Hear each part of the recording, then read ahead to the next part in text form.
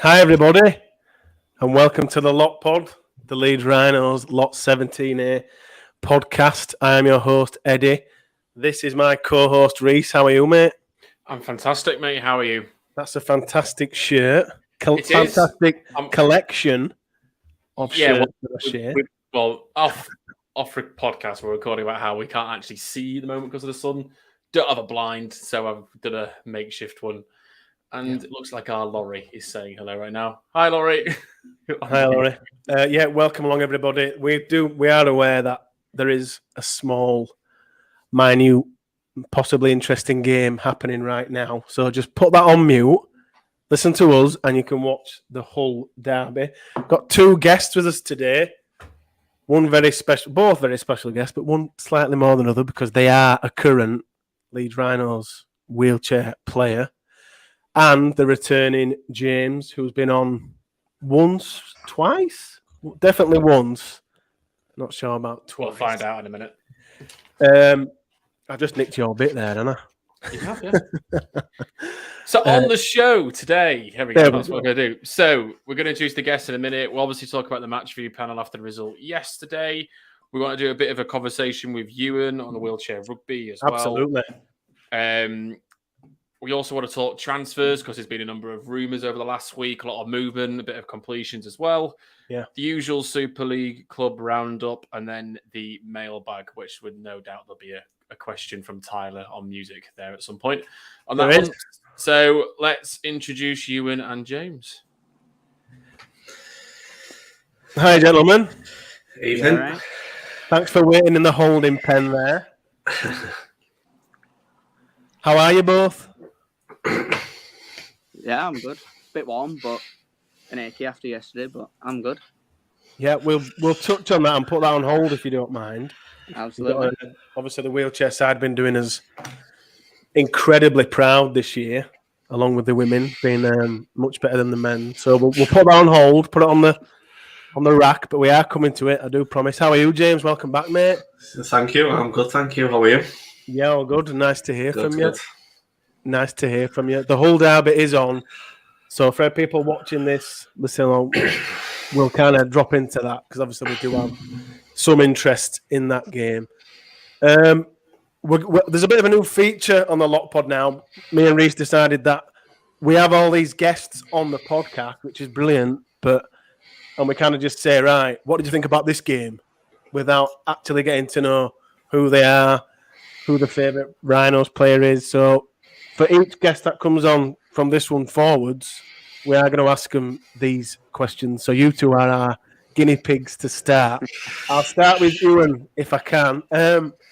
First question, Ewan, how did you get into supporting the Rhinos? I was born into it, really. My mum's been a fan since the mid-80s, I'd say. Wow. So I was born into it, really. My dad took No me choice. to the... No, not really, no. My dad took me to the World Club Challenge at Ellen Road against Canterbury in 2004. And that was my first live game. And then... Not a bad first live game. That's a pretty good first game. One of the best ever. Don't remember much of it because I'll have been about 5 or 6. So I don't remember much of it, but I remember being there. And then I'd say for best part, if not more, at last 10 years, I've had South Stand season tickets, so I've been there for every home game. Fellow South Stander, because obviously Laurie's buggered off to the Western Terrace now, as we spoke about previously. Are you whereabouts do you go in the South Stand? We are about 20 metres out from the Eastern Stand, right? So we're right up front behind the disabled bit because we've got a family friend that's in there, right? And we're right behind her, about 20 metres in. Brilliant. And James, how did you get into supporting the Rhinos, mate? I think it was family. Similar to you, born into it. I remember my first Rhinos game being about 2-year-old on my uncle's shoulders in the South Stand, and then there was always a family tradition at Christmas time. We'd go to the Boxing Day game, and then freeze your nuts off. Exactly. I remember once we walked. I lived in Bramley at the time. We walked all the way down the hill and then up the hill into Kirks because the buses weren't running because of ice. Game was still on, but there was just ice on the roads. But yeah, from then onwards, it was season ticket after season ticket, and just continue from there. Never look back, I guess. Brilliant. And your best ever Leeds player, Ewan? Oh, other than yourself, Ewan, at this point. Other than yourself. Me. No, that's a tough one because I went to school with Ashton Golding at primary school. I were at his first ever training session. I were at his first ever training session at primary school. High school, I were at Stevie Ward. Oh my God. And then I was taught, I don't know if you'll remember him, but taught maths by Michael Cody. That name doesn't ring a bell to me. I feel like it should. He was second row loose forward for a bit. He came from Union, and then he floated around lower leagues, and then he came to us for a couple of years, and then he quit rugby because he made more money being a teacher. So says more about the sport. But it'd have to be. He's got to be one at Golden Generation that everybody's favourite player, really, aren't it? Absolutely. So which one? I'd have to go Danny Maguire just because he taught me a lot. It's the correct answer, and you can come on the podcast again. I did. Like the little what are they, skill camps that they used to that they do. I did one of them, and Danny Maguire were there and did a load of kicking with like 4 of us out of the 40 odd that there were. If you want to learn from the best, that's the one. And same question to you, James. Your favourite ever Leeds player? Tough question. But I think Barry McDermott tops the lot for me. It's a nice plug. That was a really good plug. We didn't even tell him to say that, you know. We didn't tell him to say that. Carry on, sorry.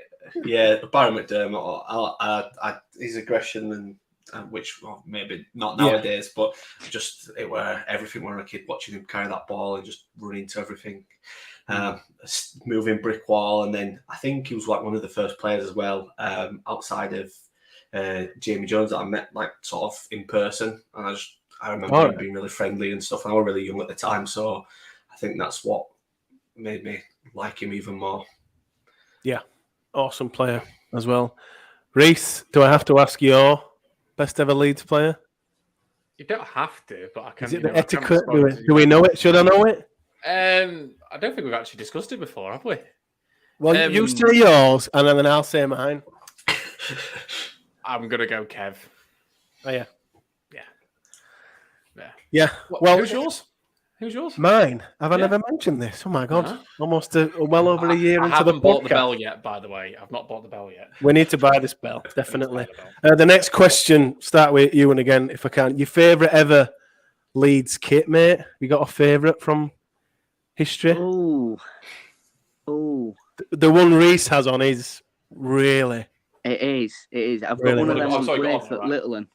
My mum rang me earlier and went, "Oh, by the way, we've bought Little Un Magic Weekend kit, so that's on its way to you. So that's going to be nice." Oh, nice.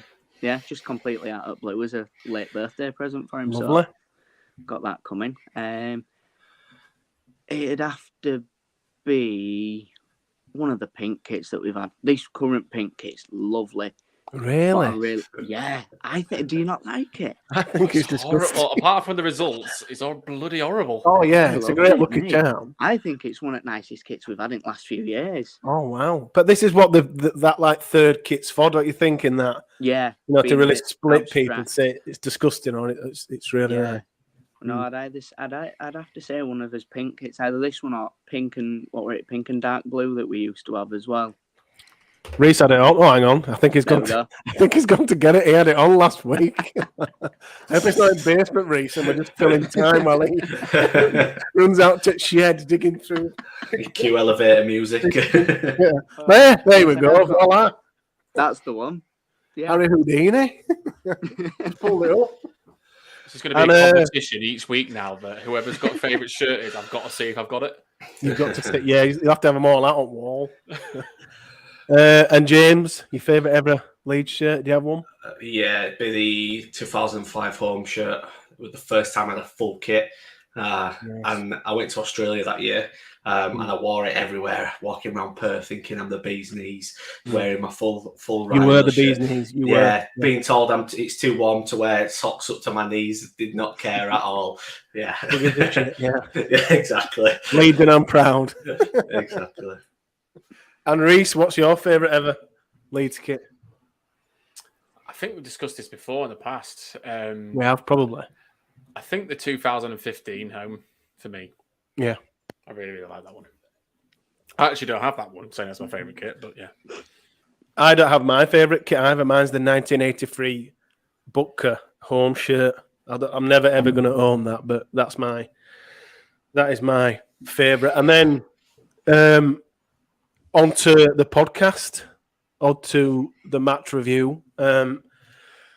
A good game at last, a back-to-back win at Magic. Did anyone go? Did you go, guys? I didn't know. No. I watched it on the telly. Lucky us. We start with positives. A lot of positives from this one, Ewan. What can Leeds take from this 34-20 win against Cass? Greg Eden didn't score against us for once. I think that's the biggest thing. Yes, that's especially when he got the interception. I've only just watched it back this morning because I was on my way back from Manchester. I watched it back this morning. I saw highlights of it on on Sky Sports and that. But I watched it back and it was like 60 odd minutes in, wasn't it? And Ash still to be second fastest this season behind Jai Field, I think it was, by 0.1 of a kilometre an hour. Yeah. He's ridiculous towards the end of the game. And just without Cruz leading us round as well, having a loose forward in at hooker and a hooker in at standoff, I think for us still to put in the performance that we did is pretty incredible, to be fair. And like to say we've had so many people leave as well in the last few weeks, the shuffling rounds done us pretty well, I'd say. I think so, yeah. To say that we've got 3 in the last 4 weeks that have gone out the door and we haven't brought anybody in. Yeah, he's spot on, and he's good management from Rowan. Whether it's good business, we'll see later in the season if we pick up any more injuries or bans. But it's good management as it stands. James, what positives can we as Rhinos fans take from this incredible defeat? I think the defeat. What game were you watching? I think there's too much sun. There's quite a lot to take away from this one. I think the team sheet, when I saw it, I was a little apprehensive, but it worked. So some players really stood up and showed their worth. Players like Corey Johnson being told to play in the halves is a hooker, and then when you see the team sheet as well, especially from the midweek, the 21 when there were Jackson Field in there, well, he could have played, or Myler could have moved into the halves and had all these options and stuff. So I think people like Corey Johnson, the way he played, the way he moved into a position that he's not naturally meant to be in, great. I think Aidan Caesar probably had his best game for Leeds. He had a lot of responsibility, and I think he took it all on, and he played amazing. And then just everyone, I think 1 to 13. I don't think anyone had a bad game really. Well, I guess 1 to 17 if you count the subs. I just don't think they were a bad player. I think they played really well. Played for the shirt as well. Obviously had meaning behind it. So yeah, very positive. It did, and obviously with us all sat watching it at home on Sky, we got to see a lot of the coverage that Rob and his family got. I thought that was a really nice touch in an interview with Barry McDermott and showing the girls and the whole build-up to the game. Reese, positives from this one? Quite a few to get stuck into, I think. Yeah, there was. I mean, I wrote an absolute essay on Twitter earlier. So that was great. And I thought after last week's game that 11 tries and everything else, I thought any records or any sort of things would be able to beat. But it was the third highest number of tries we've got one game in this season. It's the second highest number of carries in one game. Wow. It was also the highest number of meters we'd made in one game this season, beating our previous highest by a massive margin of 3 meters. But still top. Individually, 8 players made over 100 meters. So Smith 140, Sutcliffe 128, Myler 120, Handley 117, Aledzki 115, Fussy Tua 107, Pryor and Martin 106. So meters wise, brilliant. And good to see some names in there as that maybe haven't been there previously. Pryor being one for me. I want to talk about the props a bit later. Tackle-wise, I think like we did most of our tackling in the first half. But Bentley led the charts again on 36. Aledzki, 35. O'Connor, 35. Pryor, 31. Smith, 30. And for me, there's 3 players that deserved a bit of a shout, or 4 players, sorry, a shout as a star performer. The first one was Cameron Smith. I've said in this podcast loads of times, I think he's underrated. I think when he takes the ball to the line and he buys the defender and makes the right pass, I think he's brilliant. And he was awesome yesterday. He carried the ball 30 times, which is the most by any player this season in any game. Obviously, he topped the meter chart, which you would hope if you're carrying it 30 times, but he still topped the meter chart, top 5 in the tackle count. He only gets a credit for 1 assist with that insane try for Bentley. And I'm saying insane because I can't remember who replied to it on Twitter. So there's a rumor that's now being uploaded to Pornhub. So if anyone wants to check that out. It was John Winter, that. Was it John? John Winter. So it was And then for me, I put Caesar. Again, he got 1 try, 1 assist, was involved with Hanley's try with that great pass to Sutcliffe. But I also thought the things I picked up on was, I do remember the first sort of 10 minutes, we were camped in our half. And then he kicked early on the 3rd and he took it all the way down to like their 5 meter line. Yeah. We changed the territory of the game. And then 2 minutes later, Pryor had scored. So I think Caesar's game management and, really stepped up. And then Sutcliffe had a really good game. I think he struggled to cope with Mamo at times, especially in the air. They kicked to Fussy Tua once and realised, that's not a good idea. They're going to kick it Sutcliffe and Hanley each time. But he got 2 assists and 1 try. He had the best average carry for any Leeds player. He also got 9 tackle busts, which again was the best. and then Corey Johnson. Now, John Wells is clearly stealing my job. As a stats person, I was not impressed, and I'm actually quite jealous. Sheer plagiarism as I was watching it. I was slamming my fist on the coffee table saying, no. I got really jealous because I can't get access to those stats because obviously it's all on their data that's on the chips on the player. So I'm kind of gutted I can't see. Anyone knows how we can hack in for Reese? Yeah, that'd be great. But what he did highlight was the unsung hero of the day, which was Corey Johnson. I took notes throughout the game. I wrote 3 pages of the notes of the game, and I don't think I actually wrote Johnson's name down once. I didn't. But he wasn't involved in the glitz and the glamour, was he? But he got covered the most meters of any player on the whole day. So of the 3 games, he had the 3rd highest work rate. Wow. And when you watch that clip again of Hanley chasing down Eden, Johnson wasn't far behind, and he got the 5th highest speed of the day. So, did you see the speed stats, by the way, of a certain Rhino that beat Jai Field for the faster? Did anyone see who it was? Reese Martin. Hanley and Johnson. Reese Martin ran faster. Reese Martin. Yeah. Nice. Yeah. Never needed him. I got Reese. Reese Lightning. Yeah. That song were awful. And then the props. Prime and Alensky. I think we've said a lot about the props in this podcast the last couple of weeks or this season. Both the props made over 100 meters. Both averaging 8 meters a carry. Both were in the top 5 to tackles. Yeah. And then Walters carried for 14 times and got 94 meters, and he only played 35 minutes as well. So I think it was just there's positives all around. That was it. That on the positives. Every positive. I've done my ramble now, but yeah, that was it. There's so much positive stuff. Well, there is, and I think in the second half. Yeah, I think a good starting point is Aidan Caesar. James, do you think that was Aidan Caesar? Best performance in a league, and is that the Aidan Caesar that we need to see for the rest of this year now? Yeah, absolutely. I think Sky made a comment. I'm sure it was Sky commentary that it looks like Caesar and Austin are enjoying the rugby again at the Rhinos, and it does look like that. It definitely looked like that last night. Obviously, especially off the back of last week, the combinations and stuff that them two obviously endlessly work on week after week when they have to link up in the middle.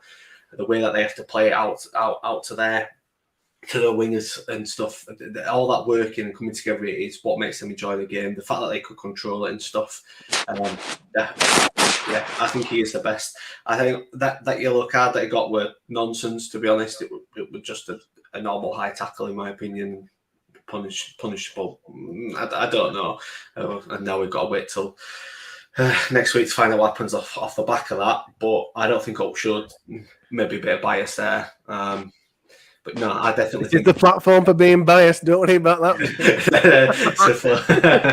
But yeah, I think he's at his best now, and it obviously there were glimpses of that at that first game of the season that everyone spoke about then.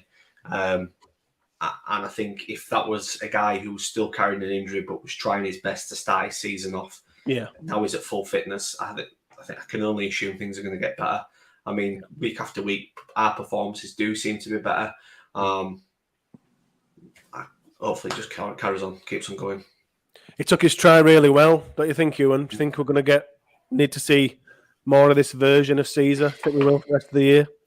Yeah, I hope so. The way that he's playing at the moment reminds me of the Canberra grand final winning performances, grand final making performances. They fell short, didn't they? Bless them.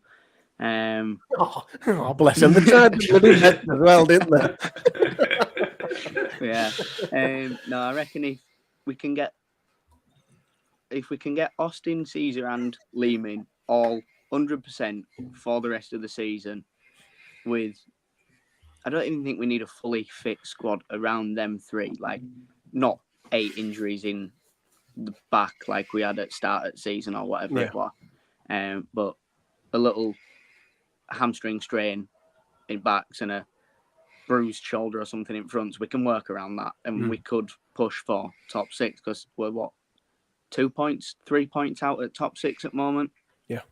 And I reckon that'd give us a solid shot at semi-finals. Rugby at the way that we're going. And I like this guy. I like the cut of his jib. Looking at the Catalan result, a lucky draw, and it's grand final footy again. And we'll just have to win it from 6. yeah, Ewan, I love how you've bought fifth into the twice. delusional hype train, Ewan. He's straight in, isn't he? Yeah.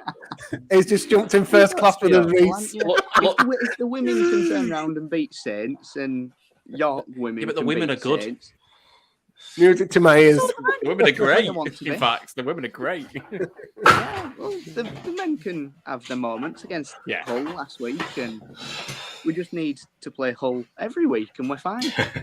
We can beat Hull and Cass every week. And then I another. really enjoyed that Caesar try, by the way, because you could. Yeah, sheer determination. That. Yeah, it was sheer determination, momentum. He knew what he wanted to do. I just thought, I really enjoyed that try. But I think his pass for Hanley's try was brilliant as well, because he bought Mamo, and Mamo kind of shot out, and it was just perfect. And Sutcliffe had Hanley actually walked that try in. I don't think he had that much space on it. He literally walked it in. And someone else, try as well. Yeah, someone else Reece touched upon in his stats. Cam Smith, I thought, well, we kind of touched on man of the match at the end of this match review, but I'm just going to jump in now. Spoiler alert, I think he was our man of the match. I think in this side where, obviously, there were no Leeming, then there were no Austin, so Johnson had to come in at 6. I think, O'Connor at 9. I got the feeling that Rowan kind of said to Cam, we're going to need you in there, like doing a lot of work in around that central part of the pitch to kind of help Corey and Aidan in a way in being another option. I think he played that role really well. Do you think that's the kind of role he needs, Reece, in that kind of more technical loose forward option? Well, I wrote down on 12 minutes that he was directing the attack. You could see him leading from the front from that perspective. And I think I've always said he's got the passing ability, but sometimes he didn't engage the defender enough, and he did it well enough on just yesterday. Needs to take a little bit closer and then. But he certainly stuck up, and I haven't read the interview or listened to the interview yet, but there was an interview on these Rhinos Twitter or something about him taking more of that playmaker role and how he was enjoying it. When he gets it right, I think he's brilliant at it. Yeah, I do. What did you make of his performance, James? It was probably one of his standout performances this season. Yeah, definitely. I think we obviously see with Cam Smith,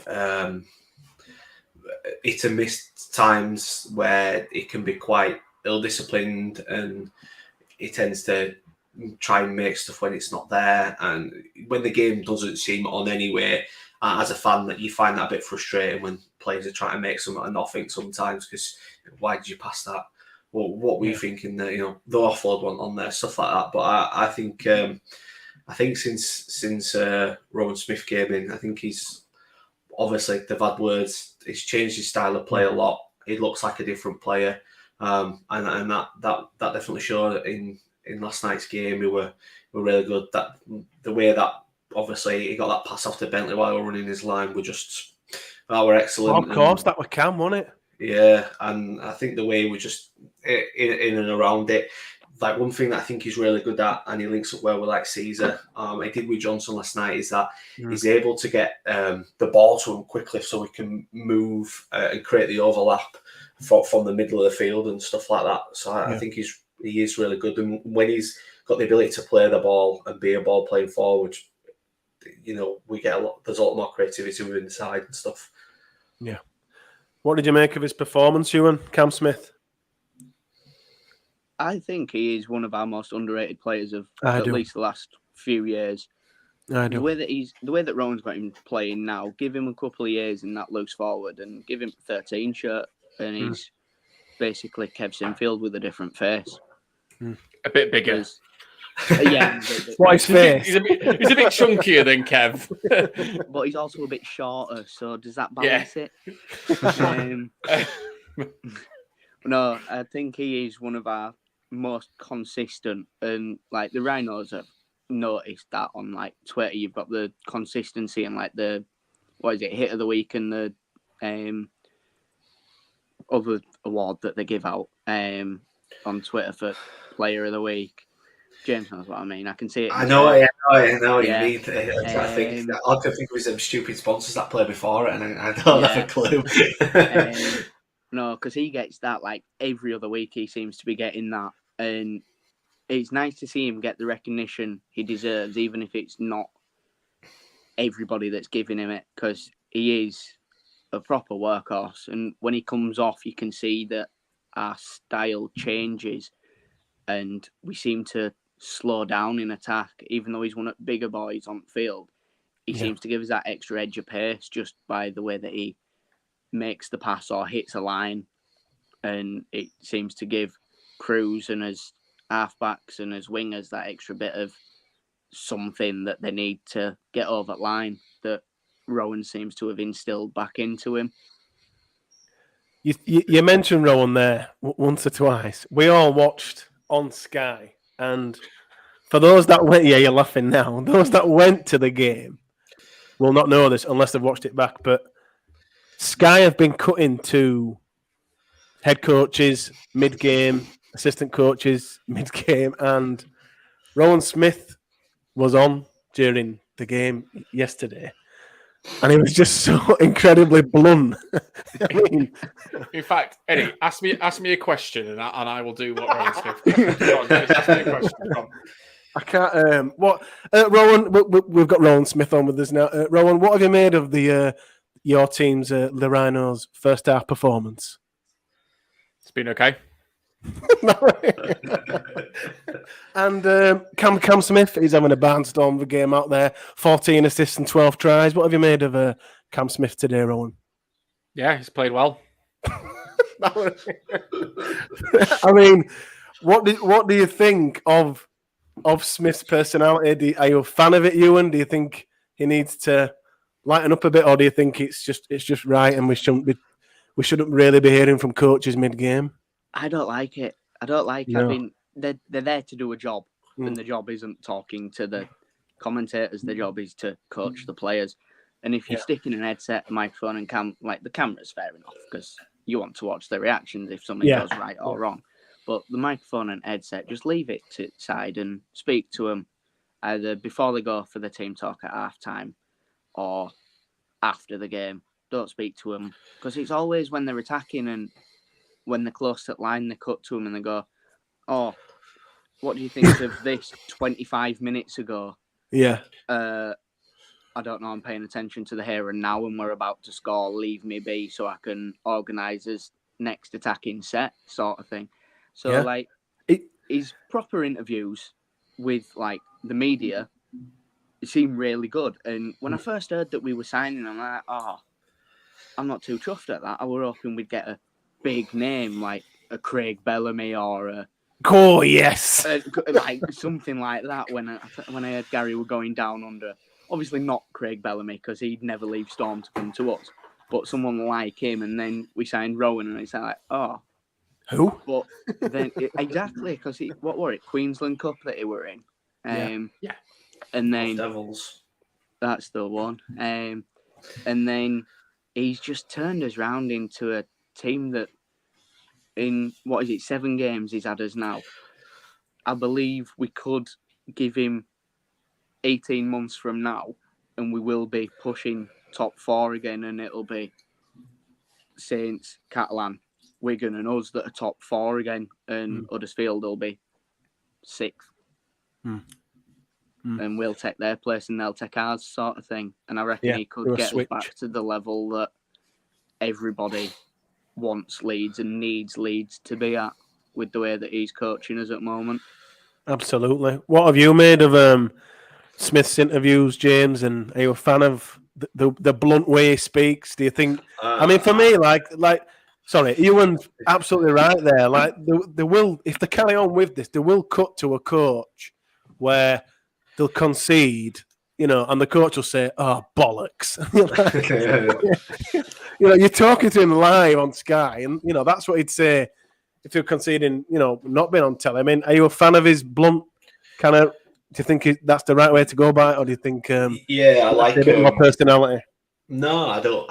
I think that is his personality is blunt to the point. In his, I like watching the pre-match press conferences that they do with the media and stuff like that, like Radio Leeds and whatever else.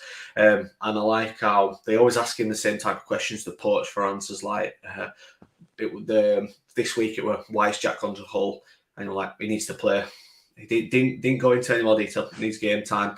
Oh, have you seen the table? It's going to be a close one in regards to the table. I don't look at table. I don't need to.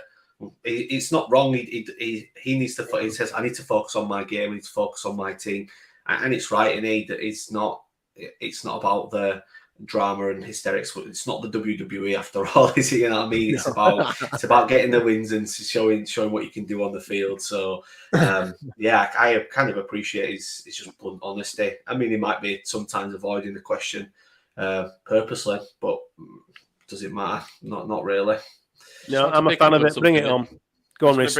Pick up something that James said earlier was making something of nothing. And there's one player I'm wanting to allude to during the game yesterday that made a lot of something, and it was absolutely nothing. And that was Jared O'Connor's attempt at fooling the referee that he got the ball down. Because I think everyone knew that never got down. So solid attempt, Jared. But yeah, you definitely tried to make something. His reaction was like he'd scored his first ever try playing rugby. Like it was genuine, that wasn't it? Well, like, his face and the way he reacted, I thought he really thinks, he's really sold that he's scored. Unbelievable. Did you see that his partner tweeted? Called him out on Twitter, yeah. I can't believe it. How do you think, talking of Jared O'Connor, nice seamless transition, how do you think he went at hooker, Rhys? Do you think he played well? Because we've kind of spoke about the possibility of O'Connor kind of moulding Smith, kind of trying to get a hooker out of. Well, that sounds wrong. Trying to change Jared O'Connor into a hooker. Yeah, again, it sounds wrong. Rhys, take it away. You know what I'm on about. His work rate was definitely up there. But when he was on the field playing hooker, there was a number of people at dummy half taking turns. Like I noticed that he wasn't really controlling. They kind of shared the workload out from dummy half, but then when Brad Dwyer came on later on, you could see him pushing people out of the way to make sure he got the ball. So I don't know if there was a tactic to share that amongst Johnson and O'Connor, because it almost felt like they were sharing it out a bit. So, yeah. But he isn't the same type of hooker that Brad Dwyer is. But what you will get from O'Connor is a work rate, tackles, and so on and so forth. So I think, again, it was kind of more on the hidden side of what, from a defensive ability, he was brilliant. His work rate in the first half was outstanding. I think he got like 28 tackles in the first half, and that won't be including marker tackles, I don't think. So, do you think O'Connor could become a hooker in future, Ewan?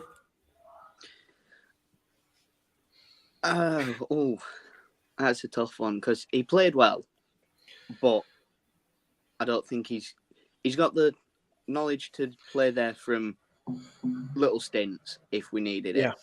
But I feel like comparing him to Cruz, Brad, even Corey, because Corey's played there a couple of times, I don't think he's got the caliber to be even a bench nine. I think it's no one's in at hooker, Jared's on the field, get him in there quickly. Yeah, he'll drop in. Thing. Yeah. I don't think he's a consistent 9 for us. Whereas with Corey Johnson in the squad, I feel like that yesterday, if it was on one side of the field, we'd see more of Jared, and then it would go to the other side, and Corey would take over and drift into the middle with it, and then it would go back over, and Corey would drop out to where Blake would have been if Blake were on the field, considering he was filling his position. Or Cam was getting involved as well. Quite a lot. Or Cam were getting involved and taking a bit of control in there and directing it all, like we saw with Bentley try. Whereas I feel if Jared got like Danny Badeiras to coach him for a month, he would be a hooker by the end of the season. But just in training and like having Cruz, Brad, Cam, Corey all above him, I'd say, in being able to play there, I don't think he will ever be a starting 9 for us. I reckon he will end up being as bench loose forward player. Yeah, bit of utility value there. Yeah, a bit of a utility forward player for us. What did you make of O'Connor at Hooker, James? Do you think that's something he could be moulded into? Maybe, yeah. Obviously, he's obviously re-signed it this year for 2 years or something like that, I think, to 2024 end of. So possibly, I think it's more likely he'll be a utility player more than anything. Obviously, you've got Corey Johnson, who's above the pecking order, in him. We don't know whether Brad Dwyer stays or goes. So again, if he does, he doesn't know either. No, he doesn't. Obviously, he said something this week, didn't he? Saying he has no idea what's where he's going to be. Don't know where he's going to be, but it's not going to be Saints. Appreciate his honesty at least. So yeah, there's people who go. Could have kind of guessed he wasn't going to Saints. So there's people above him in the pecking order. So I think obviously in maybe 2 years' time he could be developed into a number 9, but it seems more likely it'll be a utility player. Similar to how Cam Smith started and now he's merged into his loose forward role. I think similar progression path. Yeah, I agree. And someone else that Rowan Smith seems to be a fan of since he turned up at the club is Sam Walters. Again, another player that we've spoken about with his height and his build, is a unit, being transformed into a prop. What did you make of him yesterday, James? Do you think Smith sees it that way, and that tried to turn him into a prop more than? I think so. I think his off season at the end of this year will see him put on a fair bit of size, and he'll just carry it. He's obviously clearly quite very strong for a young kid already, and he's tall. He is a prop forward, and I think he'll become a good one in time. But I think everyone said it before. I've definitely heard it around Edinley before on the podcast before. He could be a prop forward. He should be a prop forward. I think he should. Yeah, I think that's the key word there. Sorry to jump in. He should. No, definitely. He's got the frame. It doesn't look like a back rower, does it? No. Standing next to him, whatever, it looks like a prop. Go on, sorry. No, that's it. He doesn't look like a back rower, and I think the availability of other players that we've got in that position, as well as players developing in that position, there's no point in not developing him into a prop forward. For example, if you compare him to Mustafa, he's got an extra 10, 11 inches on him. In terms of just size alone, so it's like choice of words there. I think good to see recently. Innuendo bingo going on in my head now. He's much taller than him. I think he looks much stronger than him. So a player who really should be in the back row, being played at prop, whereas this is a kid who might have been signed to be a back row. It should be a prop. What do you think, Ewan? Do you think Walters can make that transition quite easily to the front row? Yeah, definitely. He came down and trained with us a few weeks back, and just being stood next to him after training, I'm 5'10". I stood up next to him, and I had neck pains day after from looking up at him for all of 3 minutes. I was just like, "Hi, Sam." Hi, Sam. Good game. What is he, 6'7"? I think he is. Wow! Oh my God, it's bigger than I thought. He's a giant, and he's, for someone that's gonna be a big prop, he's very slim at the moment, so he does need to put on a bit of bulk in off season. A good off season, yeah. He still carries. I know we're saying he's slim and he needs to bulk up, but he still carries well. If you look at his stats in the season, he's still. There's at times when there was that one game where he played 20 minutes and he made as many meters as Tetevano did, and you can definitely. I know it's not a massive comparison, but if he puts that, if you can keep that athleticism and put on some size as well, I think there's a definite prop for the long term there. Definitely. Yeah. On that though, about Zayn, sorry, just quickly, Zayn, someone who should be in the second row and is playing at prop and don't play like a prop forward.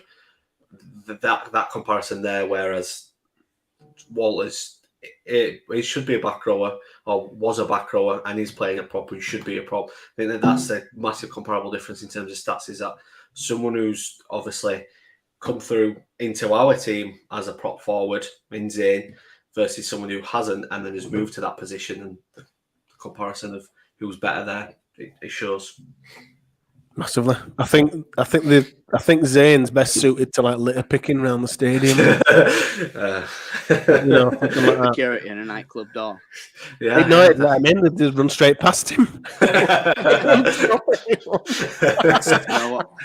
Speaking of running, should we go to Leeds Rhinos resident roadrunner?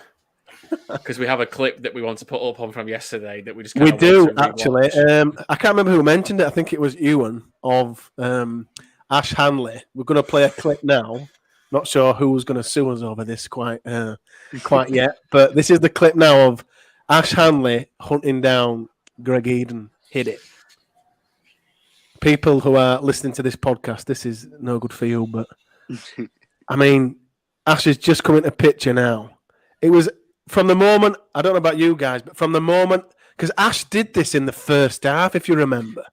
Against Mamo, wasn't it? And he got Mamo, didn't he? Switched the ball and he dropped it and tried to switch to hand him off. It was so funny to watch. So the second Eden had broke, straight away I was thinking, well, he's going to score because he always does, and it always seems to be like a full length against us. Yeah.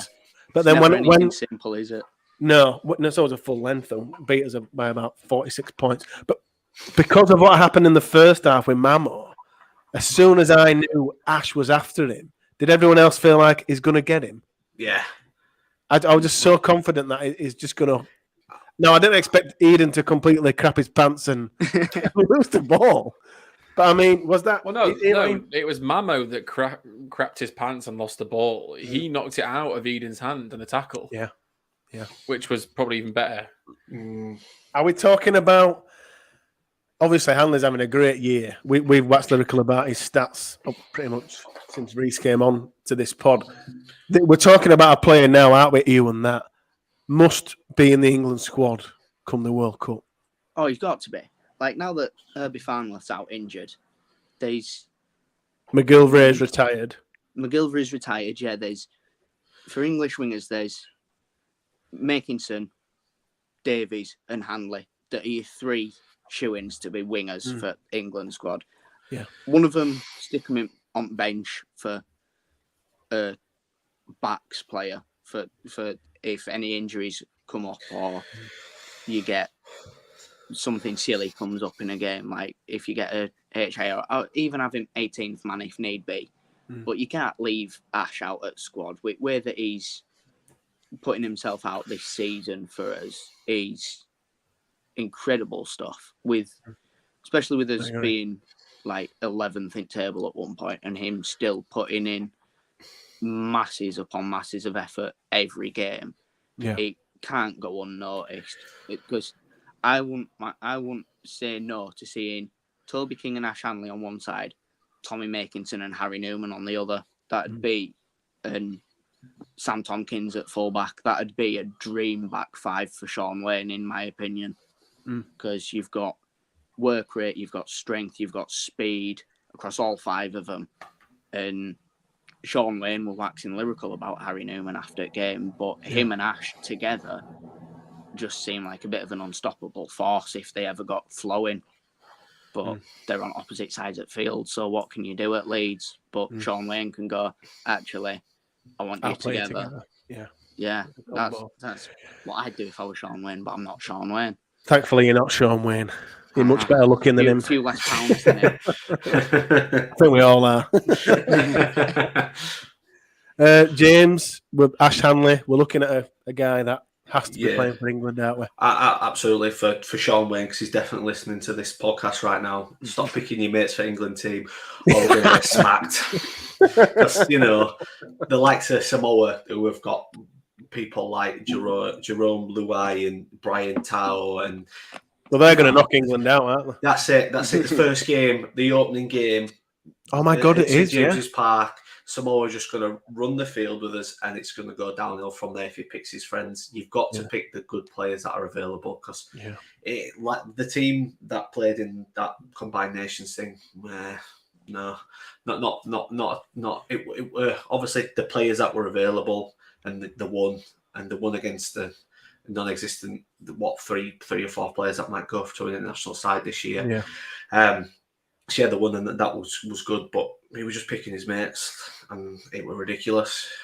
It also made it less interesting to watch. It'll be the same for the World Cup. If you pick your friends and not the players whose stats are proven, you're going to lose interest, and we're going to get bad. Yeah, we're going to get bad. So we won a game. We didn't wear the pink kit. We wore this kit here. I don't know why you're doing that. You're that way on mine. Really? You're over here? Yeah, oh my God, I'm pointing here. Anyway, wherever Reese is, this kit. So I think we're all in agreement now that we have a new home and away kit, and to just get rid of the other home and away shirt. We need to pick a bone with Rob Oates, by the way, because he's stolen our thing about the pink kit. I don't know if you saw his interview with David. That sneaky little cat. And we know Rob Oates likes our stuff. He's definitely like that if he ever listens to the podcast, but he does like a retweet, and he does do it. So, Rob, that's our thing. All we're saying, Rob, is the pink kit is the, what are we saying, the away kit? Away kit. And then the new Rob kit is the new home kit. And everyone can just forget the other one. I forgot the away kit. What is it? The grey one, isn't it? Oh, it's that grey. Yeah, rubbish. Yeah. We haven't won any yet, let's put it that way. So let's just bin them off. And these are our new kits. I am going to ask you the man of the match, everybody. Reese, your man of the match for this one? Cameron Smith. Ewan? Yeah, Cam Smith with performance he put in. James? Same. Bring it home. Come on, Cam Smith train. Cam Smith Club. Right, brilliant. Another a great win for the men's side and a great win for the wheelchair side. That was a seamless transition again.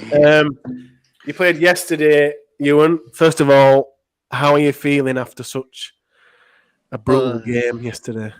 I'm a bit bruised. I've got that there. That goes all the way around. Last tackle at game, we were 2 points up, kicked over with 8 seconds to go, I think it was, and I was first man back, got the ball, and Rob Hawkins has vented his frustrations of not getting the match-winning try by grabbing my shirt, and as he's got me, he's clipped my chair, I've gone flying out, and he's had hold of my arm. So my arm's been up here, he's been going backwards, and I've spun round, landed flat on my back, done a barrel roll, landed on my front with ball under my chest, and woke up with all that this morning. And won the game, so it was worth it. And it was, yeah. And you're top of the table? By 2 points on points difference, yes. Fantastic. Doing us all proud. Yeah, for phase 2, we're top of the table by 2 points. Overall, if it gets rejigged and phase 1 gets brought back into it, we're second behind Wigan on points difference. But for phase 2, which is top 4, middle 5, we are top by 2 points, with his next game being against Halifax at the Edge in Leeds City Centre on the 21st. Brilliant. And just how did you get into the game? How did you get into the sport? I was 14, so just over 10 years ago now, playing running game at high school. Got spear tackled, landed on the side of my neck, and they thought I'd fractured 2 vertebrae in my neck. Got cleared for that. 2 weeks later, they went, you can return to training. Everything's fine. Your bruising's gone. Your swelling's gone. Went back to training and got an ankle tap as I've broke down weight and landed on the point of my elbow and snapped my collarbone just here.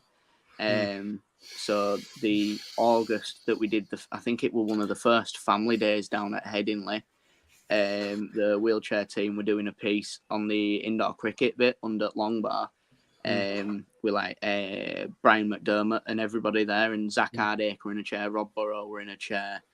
I think Danny Maggs had a go as well. And and I went and had a watch, and then James Simpson, who's ambassador for Rugby League World Cup this year, he saw me hanging around at the end and went, "Oh, we train." I think at the time it were, Wednesday night at Morley Leisure Centre, and I lived up the road in Tingley.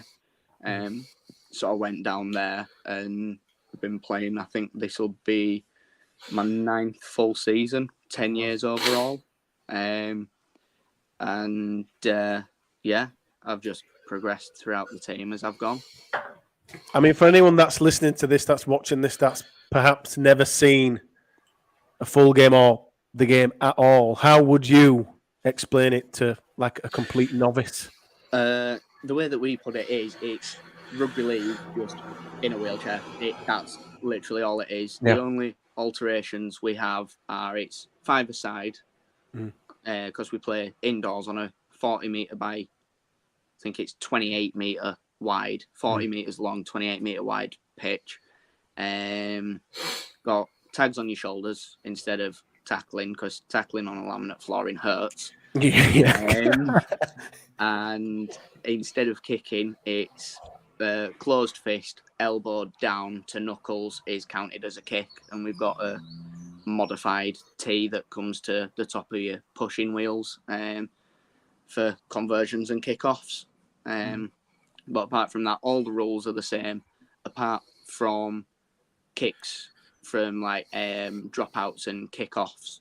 If they go out because the pitch is so small, it would be the team that would receive the ball from the kick. If it stayed in the field of play, gets it back anyway, because it's too easy to get the ball out on the bounce. So that's just been modified to stop teams with a dropout kicking it for 38 metres and getting the ball 2 metres out on the other side. And if anybody listening to this, watching this, is interested in trying to play the game, is it somewhere that can come down and give it a go? We train on Wednesday nights. 7 while 7:45 at this month. We're doing a come and try July. Perfect. So last week we had 2 new people come and train with us. As team manager got in the chair for the first time in years. Her sister came and gave it a go, which is one of our players' aunties. She came and had a go. His cousin's got in a chair for a little bit. Ed Bates, who's our link from like the team to the foundation, he's disability team manager or something like that, in the foundation as his official role. He's got in a chair a few times and loves it.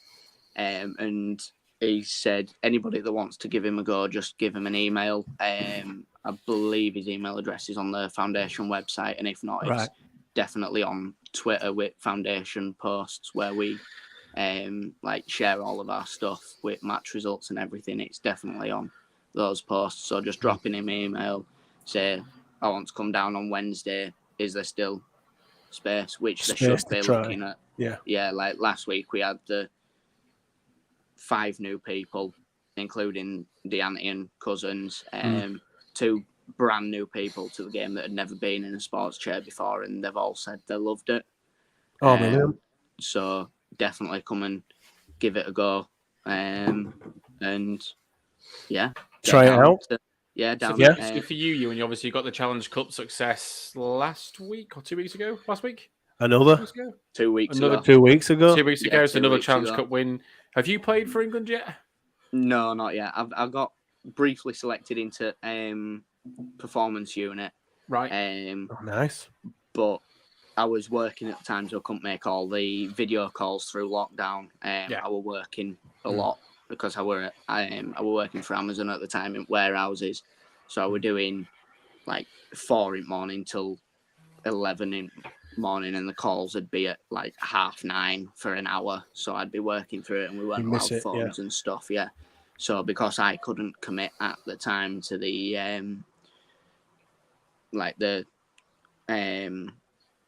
team training calls, I didn't get selected through that. But so is there a chance you could still get selected for the World Cup? It'd be nice. It would be nice, but I think manager's got his team that he's gonna be picking. He's pretty much set in stone. Looking at who's still in the squad, we've got Jack Brown still in Australia to come back because he's flying back over. I think end of August, start of September, he's due back in country because he's emigrated out to Australia with his wife and just walked into Queensland State of Origin wheelchair coaching role because he was world's best player for wheelchair, and they went, "We'd love to have you on board, please." And he went, "Absolutely, yeah, I live in the area, so I'll come and coach you." But yeah, he's due back in country. There's like Tom Halliwell and Nathan Collins from us that are basically guaranteed starting places if they make it to the final. So while it would be nice to get back in, I'm not going to hold my breath on it. Okay, let's just keep winning loads of stuff for Rhinos. That's all I'm bothered about. Yeah. And then your expectations for the Rhinos this year? Do you think how are the side feeling? How are you feeling on the season ahead, mate? We've got Halifax coming up again on the 21st, so that'll be another. I reckon that'll be another tough game. And then 8 days later, we've got Wigan, who we drew with last time out, 62 all. 62 all. 62 all, yeah. What a game! It's 62. What more can you ask for? Brutal collisions. Yeah, we were points winning. Galore. 62-60 we were. We were winning, and then we gave a penalty away with, I think it were like 75 seconds to go, right in front at sticks, 8 metres out, and they went, "No, we're going for 2. If it turns into if we get a draw, we get a draw." Wigan's like way of thinking about it, because our goal line defence, I think we'd held them out for nearly 10 minutes on goal line defence. And I went, "Look, just take the 2 points." Because all the players thought it'd go to Golden Point. And then ref blew for full time and went, "Right, lads, good game. We'll see you next match." Like, we're Super League, do we not play a Golden Point? And apparently we didn't. But we were being streamed from Robin Park Leisure Centre over the road into DW on big screen before the Channel 4 coverage of Wigan Salford. Yeah. So that was nice. I think at one point we had like nearly 5,000 people in the stadium watching last 20 minutes at game. Wow. So that was nice to know, because we had Wigan official camera crew set up streaming it. Yeah, so that'll be another good game at the end of the month. And then when is it? Weekend of the 20th of August, we're away at London to close out the top 4 before playoffs. Nice. So, and if people are wanting to go to a fixture, a home fixture, where are they played? Can you let people know? We've got Halifax at the Edge, part of Leeds University, just round corner from LGI. We've got them there. I believe that's a 10:30 kickoff. Might be 11 o'clock kickoff. On the 21st, and then is it the 21st? Yeah. We'll find. And then we've got Wigan at Leeds Beckett the following weekend. A week and a day later at Leeds Beckett, which I believe is another morning kickoff. But if I'm awful with times, that I leave timings and everything for the missus to remind me a couple of days before, so I can start planning. Don't forget you're playing Wednesday. All right, yeah, thank you. That's good to know. Thank you. I'm sure I'm supposed to be somewhere tonight. You know, you just get that feeling. Yeah. There's the Challenge Cup final. Oh, right. We should be in Hull now then. Yeah, probably an idea. Let's get going. But yeah, we've got them 2 games coming up in the next couple of weeks that are both at, well, one's at the Edge, like I say, and then following one's at Leeds Beckett, because we need the hall for Wigan. because they travel with numbers. With like, it's not massive yet, but we're still big, so they bring family, friends, that sort of thing. We've got family and friends that all come. And last time we were at Beckett against London Roosters, we had a few women's team come down after their game against Warrington Women, I think it was. So we had Alex Barnes, Caitlin Beavers, and Beth Lockwood all come down after their game and cheer us on. Yeah. Brilliant. And then the game after that was also against London. First one at top 4, where we're at the edge, and Caitlin Beavers were there again with her brother Josh. Nice.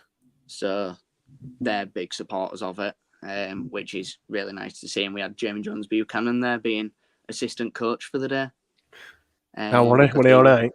He loves it. He proper loves it. He came to training for a couple of weeks, and then he came and watched his game against London as well, because he was doing the Sky coverage for the England-France test. And he just wanted to get to know.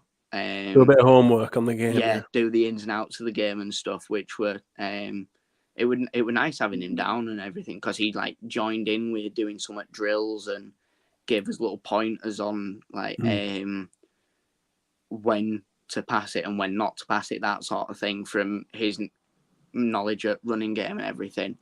And it was really nice having someone with so much experience of like professional rugby paying an interest in our game as well, because we had last year with Grand Final being on Sky, we had Kyle Lamar doing commentary, and he did Challenge Cup as well. And he went to Wigan training before Grand Final and spent a few weeks with them learning it. But he went out of his way to make contact with me, Tom Halliwell, Nathan Collins, and Josh Butler, I think it was. That's a nice touch, isn't it? Yeah. It is, yeah. And he went, all 4 of us, he messaged us all and went, look, can I phone you at some point in the next couple of weeks and have a chat to you about, like you guys are now, how you got into it, your experience within the sport, some rules, that sort of thing. And I think I spent over an hour on the phone to Kyle, just speaking to him about the game, the rules, and he even went into his experience at Leeds with me, which I wasn't expecting, and how he could see similarities in the way that we're coached compared to the way that he was coached when he was with us for the half a season or season, whatever it was he spent with us. Yeah. Which were really nice. And seems a nice guy. Yeah, he does. He'll stand around and chat for ages before and after games that he's doing commentary on.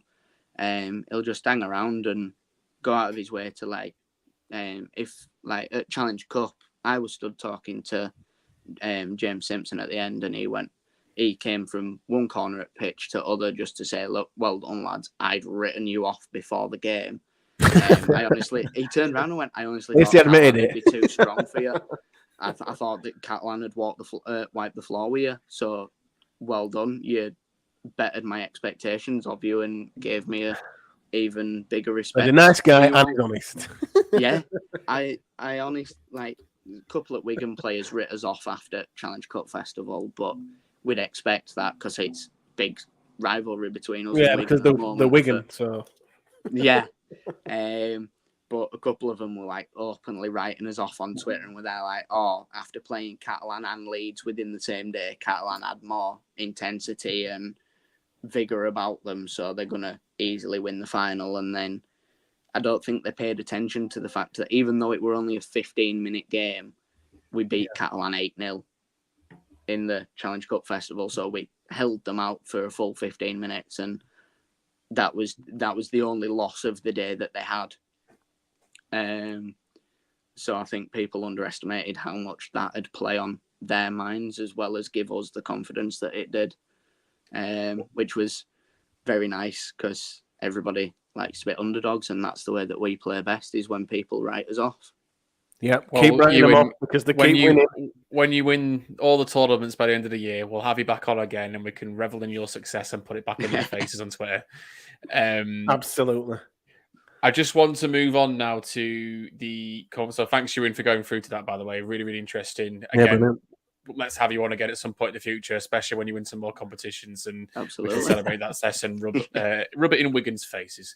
But I want to move on to completely transfers and transfers rumours. And the main reason I'm going to do this is I've just seen the end of the Hull FC Hull KR game and just seen that Jack Walker got man of the match for Hull. And I could see James is nodding his head as well, so I think he's doing what I'm doing, just keeping an eye on it. Yeah, I got a message saying Jack Walker got man of the match. I was like, oh, great. Do you think, James, that obviously he's only a loan deal at the moment, but I'm guessing that it is going to be a case of Hardacre or Walker. So I think the club. I don't know how you guys feel about it, and we'll come to it. But I personally think the club have got a decision to make whether they're going to keep Zach or Jack, because I think Walker needs game time. He needs to play, and if the club can't say you're playing or not, he's going to leave. How do you see it, James? I think it is a case of that. Obviously, back to the Rowan Smith midweek when he was asked about Jack Walker, he needs to play.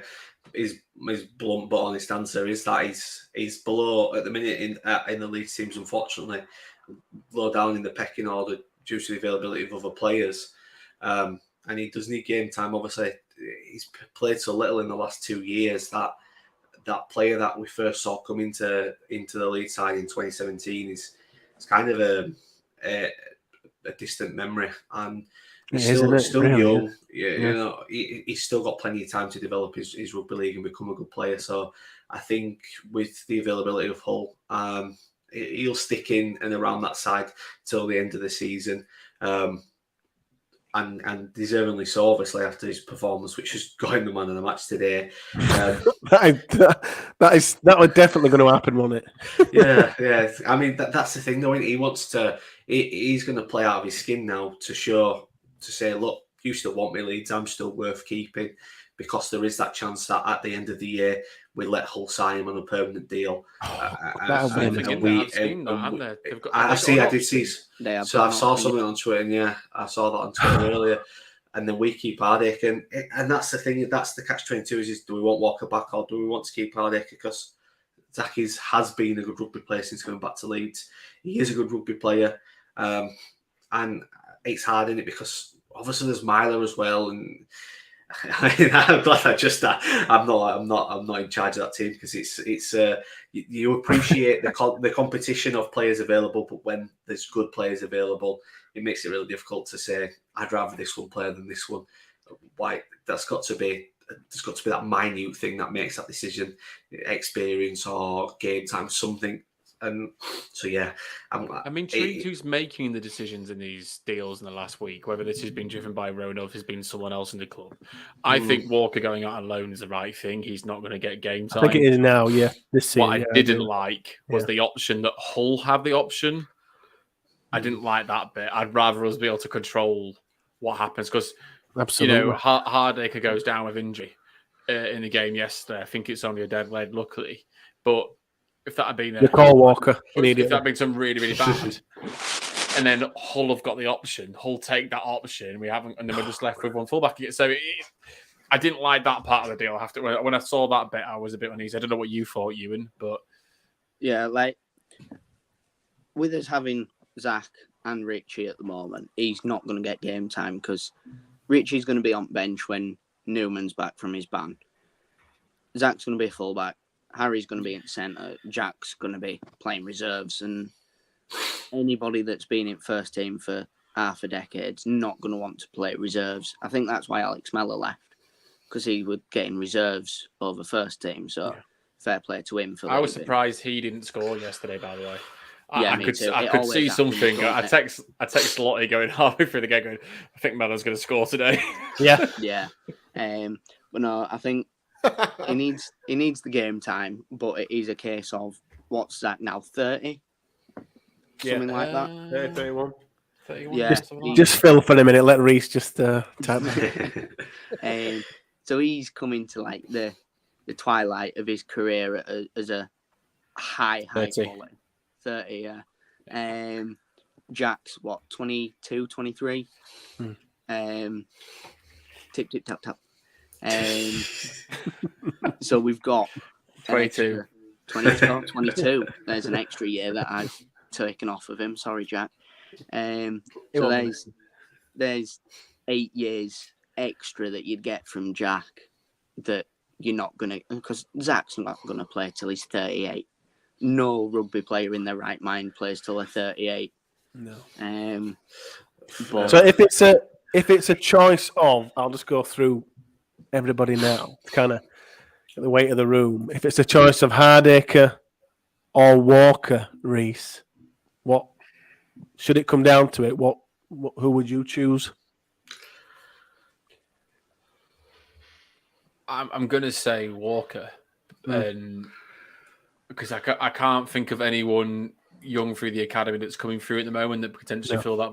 Because mine is also not that. Mine is 33, I think. Yeah, so Definitely older than Hardacre. So yeah, he's 32. So I don't mind Walker going out on loan and getting that match experience whilst there isn't a gap. But you've got a young, and we know how good he could be. And how good he has been. So let him get that experience and come back and decide next year. So I'm saying Walker. Ewan, Hardacre or Walker?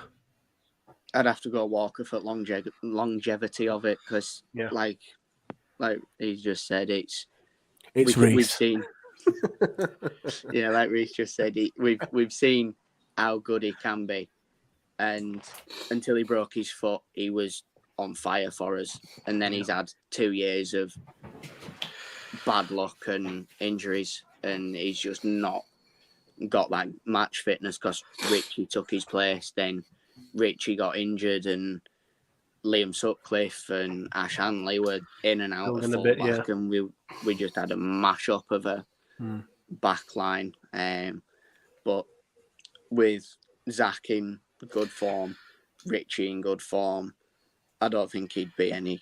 He wouldn't fit in the squad at the moment, but from next season onwards, I reckon he could be as number one fullback again. And James, Zach or Jack? I would be I thought you were doing the Bisto advert then, James.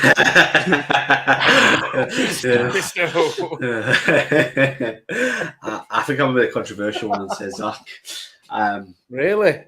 Yeah, I think at the minute, what we've seen of Zach, I'd like to see more of.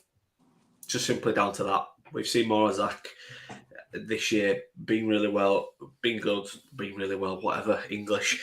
He's just been good this year, and I've liked what I've seen so far since he come back to Leeds. So I'd like to see more of it. If it's another 2 years and then we have to get someone young or someone else, it's fair enough. I do like Jack, and I'd like him in the team as well. But this comes down to the thing of there's always some players that you like, and you want to be in Leeds for a long time, and if they don't go, progression doesn't made and things like that, and X and Y. So I think I'm at this minute in time. I think it's Zach for me. So for me, go on. Sorry, I've got not letting you say your opinion, am I, Eddie? Just a quick comment on the Pigeons. Go ahead. What about because there's rumours of Liam Sutcliffe being on his way out. What if they both stayed? It's on me list. I'll let you go through your list. Good. Eddie, Hardacre or Walker, and then I'll do my next plug. It's Walker. It's Jack Walker. It always has been. It always should be. I mean, I was a fan of bringing parachuting Zach in at the time. Literally. Literally would have been amazing. I mean, we've had loads, haven't we? Just parachute on it. It could have been one of them. Anyway, to save our season. At the time, I said we definitely needed to bring him in because we lacked so much quality. And I'm still of the same opinion that for this year, he's fine. After that, you just shake hands and say, right, you've done your bit, helping us. We've done our bit, giving you game time, getting you back to Yorkshire. shake hands and adios. It's Jack Walker every day of the week for me, for every reason. Everyone's touched on. He's younger, he needs game times. All right, he's injury prone, but he's still got a deal at Leeds. And to let him go and you've also got to take into consideration that Hardacre will blow up. Something is going to happen with Zach Hardacre. Again, it's happened at every club he's been at least twice, 3 times. His England record stinks, from all of the camps of England. So that's international duty as well. So he is going to blow up again. Let's not give him that chance to do it at Leeds. So for me, it'd be shaking hands with him, saying, "Thank you, adios, goodbye." Reese? So the other done deal we kind of done deal ages ago, but we actually got probably a chance to watch him for the first time. Or certainly I got the first chance to watch him for the first me too. time, which was Justin Sangre, which I'm not sure if that's how right you say it. It's how they said it. It sounds right. It's how they said it on Sky Sports yesterday, but they couldn't. That's wrong. Tony Guijo or whatever his name was. So I'm just going with that for now. But you and James, or either of you, have you had a chance to watch the Sangre from yesterday, the Toulouse game or previous games? Go on, James, you go first. I fell asleep watching that game, I'm not going to lie. So no, I haven't. He played well. He did play well. But everything I saw on Twitter were positive. So given that it is actually a done deal, because I find myself being sceptical now when you see stuff from all these media people in rugby league saying someone signed here and someone's done this. Shall not be named. Yeah. We'll keep everyone nice and calm. So yeah, I just I'll wait and find out, but I'll wait and see. But everything seemed positive, so can't fault that. Have you got his stats, Reese? Yeah, so he played 32 minutes, which I thought he played longer than that, but anyway. Yeah, he did 12 carries for 86 meters, tackle bust, 13 tackles, did make 1 error, 1 penalty, but he did. That's the stats in terms of the visual stuff. He carried hard, he looked like he carried well.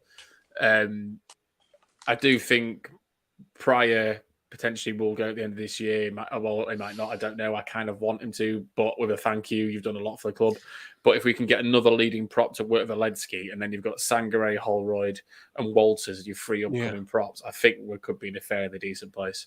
I like the sound of that. So now to rumours. So Ewan, here's your plug. Sutcliffe, rumour going to Hull FC. What did you think of that? I didn't rate him to begin with. He's changed my mind on him recently, but if he does go, it would give us a window to keep Zach, given the option was there. But if he does go, it's good business for Hull because he can cover everywhere in that back line, and he is an underrated player, I'd say, for what he does for us. He is a bit of a workhorse in that back line. He don't take in the big carries like Ash and Fossitua do, but I reckon he'd do well with the way that Brett Hodgson has that whole back line working at the moment, because I could see him and Beretta Faraimo being a solid pairing. James? I don't know. I think I was going to make that sound. You took that sound off me. I'm going to have to create a soundboard out for next time. When I'm not sure. No, you talk now, and I'll think of another sound. All right, sounds good. I think Liam Sutcliffe sometimes is a really good player, and we get the best out of him. And then there's times he's shocking and makes wrong decisions. So I don't know. I think his partnership with Hanley over the past 3 years, when they've partnered up has been good. Like when we gave him number 4 back in 2018, Warwick, and moved Moon into the halves, and I remember that. Wow, what a weird time to be alive. That blew my mind at that point, and then he shifted out of that position, and obviously because we brought in Harrell and stuff like that, and then he moved around the field, and he's never had a consistent spot, he's never really been a utility player, has he? I don't think. He's been played as a utility player, but I don't think he is one. I mean, did he start at the club as like loose forward or something? So it's just stand off on it, I think. He's had a stint at fullback as well. Played everywhere. He's played everywhere.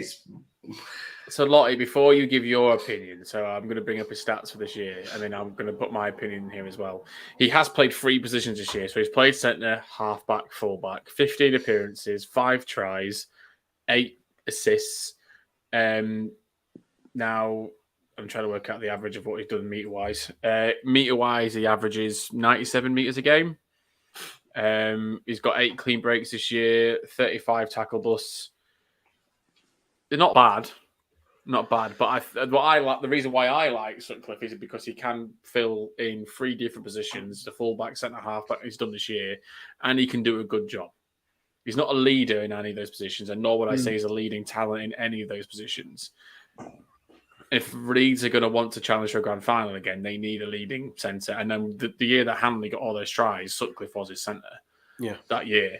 But if he's not going to be a regular player for Leeds and someone else is offering him a regular game time, I think it's a good move for him. But I think, and he's not going to. I don't think he'd be happy accepting a role where he could just be a bit part player, which is where I think his future is. That's my bit. I think. Well, first of all, you can't do James's noise. Remember. Oh shit! What my noise got me? I think if Sutcliffe leaves, if Liam Sutcliffe leaves Leeds, we are signing a centre. That's what it says to me. Don't know how you guys feel, how anyone listening to this, because he is one of our first choice centres. Am I bothered about him leaving? No. Am I bothered about him staying? No. I think that sums up pretty much exactly where my thoughts are. Like, is he? Do you know what that reminds me of? At half time yesterday, there was like 4 or 5 different Leeds Rhinos accounts on Twitter that all, in about a space of a minute, went literally meh. One after the other. Literally said meh, and I feel like that's what you've just described. Yeah, just a meh sound. I mean, Liam Sutcliffe is certainly not a standoff. No way, made. Fullback, is it? Not really. I suppose his best position is centre, but I can't really put it into. If he left, I won't be bothered, and if he stayed, I won't be bothered. I can't. But if he leaves, we are definitely signing a centre. So going on to the next rumour then, which was Daryl Alferts. Now this one, me and Matt Shaw like that. We are tight. Me and Matt Shaw. Good old Matty. And I'm fairly certain it was Matt Shaw that did this for Rugby League Live, and it was, yes. Linked us to Reese, 32-year-old. Am I right in saying? God, he tested me tonight. 30-year-old Daryl Alford, winger from Hemel Castleford. Stags, Newcastle Thunder. Oh, jeez, I just not want that to over. Salford and now Castleford winger. I mean, in terms of this, first of all, this can't be true because we're not short on wingers. It feels very strange, doesn't it? Like, I mean, when we've been playing Liam Tyndall. Precisely, Tyndall's getting a lot of games. We've got Fussy too, and we've got Ash Hanley. Even if we were to sign a winger, they're not going to get any game time anyway. Are they, James? What do you think? Do you think this is just a load of rubbish? Yeah. I mean, the only way I see him being involved in the team is that Tom Briscoe is leaving this year and he fills his socks by just knocking around for when we might need someone to fill in on back line. But otherwise, I see no reason for him. I did see some of his stats midweek after the rumour came about, and he's got in the Super League, he's like the second top in like sort of like meters made or something like that. Or not meters made. There was some that was tackle good. busts, I think it was. I'm trying to load it up, but the Super League website's just not working right now. See, I'm relying on Reese I'm relying on Reese here to just back my absolute. And I'm relying on Super League, and their website's not working. Never do that. There you go. No. So yeah, I saw that he had some relatively okay stats, but I just don't see the point. It seemed like a waste of money. Ewan, do you see it any other way? Do you think? No, I don't think I was going to come of it. Like, I don't. I think it's a story more than a. I think it's a headline more than a. Like it's a bad headline. Yeah, it'd get a bit of a bite from Cas fans and the social supporters of rugby league. It'd get something from them, but those that like actually look into squad depth and that sort of stuff, it'd be a weird and bad business idea for us to bring him over. He's maybe got 3 years left of his career, but Liam Tyndall's got 15 years of his career. What is he? 18, 19, something like that. And I've got recent stats again.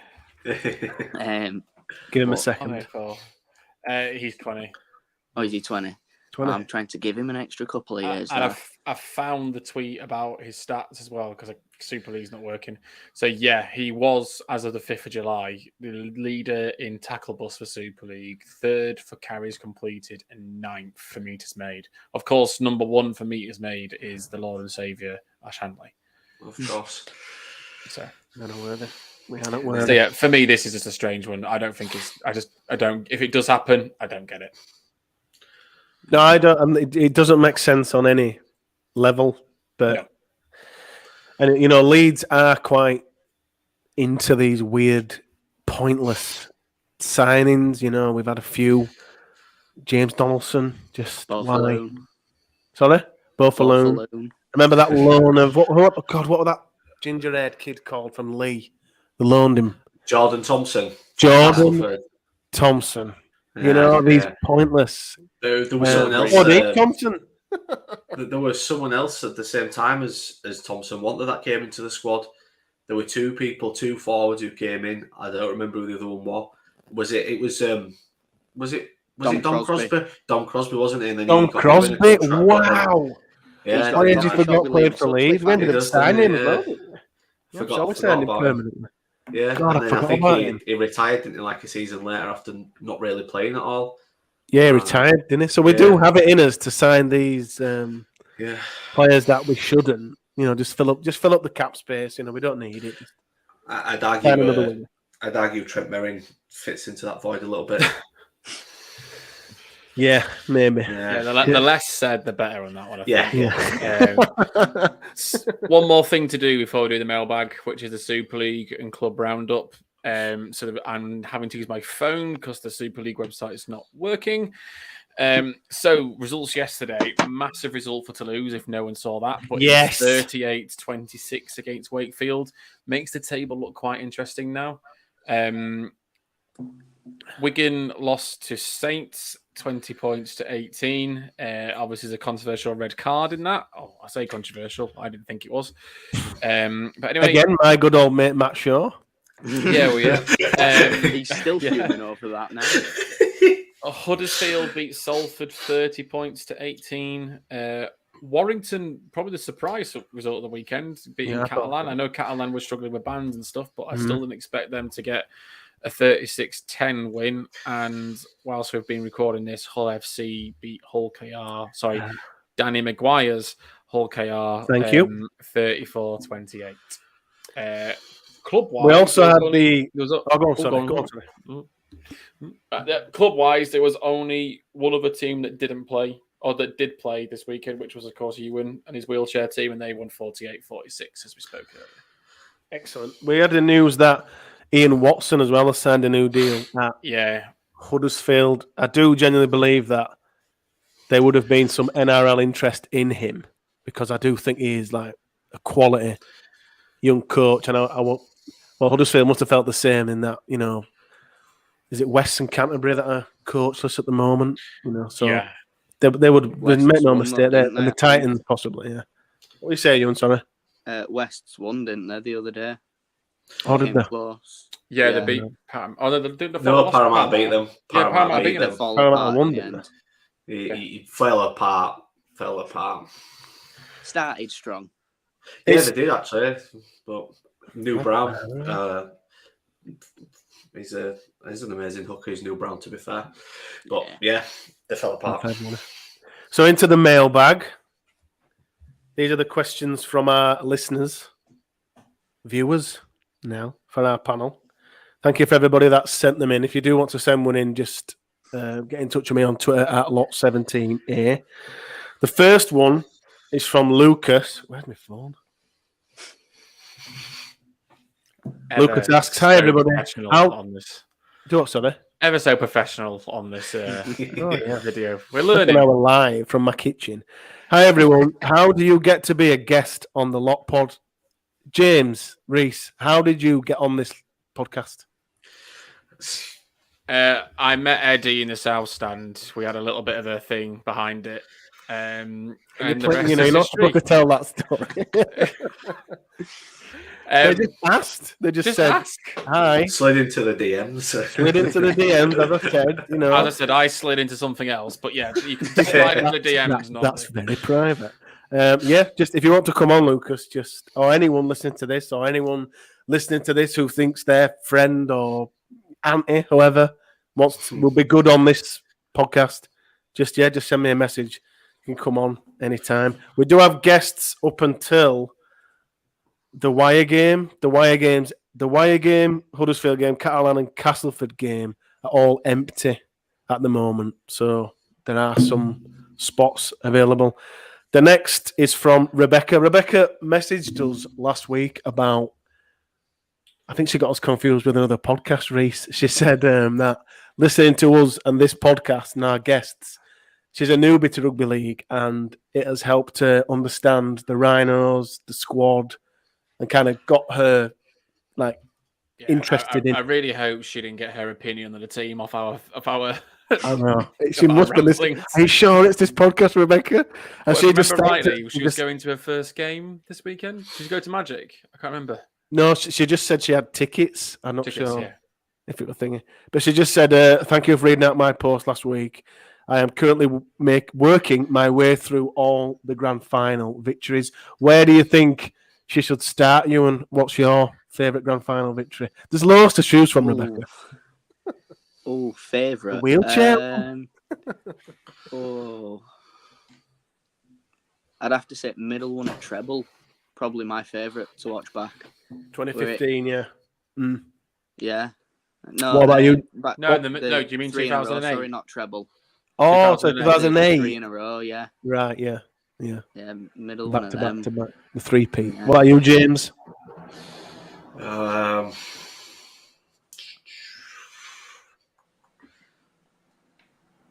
don't know. 04?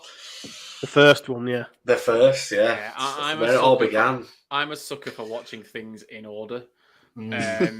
I can't start halfway through a TV series. I've got to start from episode 1. So why would you start halfway through? Some people just pick up, if you have, whatever. Like some people, I've known some people watch, I don't know, middle Harry Potter and not watch the first one to get. You've got to watch things in chronological order. What do you do with Star Wars then? These are the questions. This is why we've asked him on. No. I still would do it in chronological order. The events it happens. So I watch Marvel. So I watch Marvel Cinematic Universe. I watch Marvel in the order it would happen in the timeline. So not the date it's released. Not the date it's released. The date it happens in there. Yeah, Star Trek. I'm doing exactly the same as Star Trek as well. 1 through 9, not 4. Yeah. Through. Yeah. Okay. Yeah. Anyway, we're completely diverging going to a tangent. Yeah, 2004. Watch them in chronological order. In fact, even go a bit further back. Go watch the '99 Challenge Cup final if you can find that. It's there. Videotape. It's there. It's on YouTube, Rebecca. If you want to watch that as well. Yeah, get stuck in. It's all we've got these days because we've got the wheelchair side and the women. They're doing us proud at the moment. The next question is from Macaulay, and they ask us, "What is your dream job, Reese?" Why'd you come to me first on that one? To be honest, I'd love just to be able to. So whatever job allowed me to go and just travel around the world and watch sport, of any sport. I really just enjoy sport. I can put anything on telly. I really like the NFL. Watch Aussie Rules. I've watched some of the Leeds Rhinos netball's game on Skit TV as well. Like any job that would just allow me to travel and just sit and enjoy sport and experience new places and stadiums and stuff like that and different things. Commentator. I'd have to be like a really multi-skilled, knowledgeable commentator, but yeah, something like that.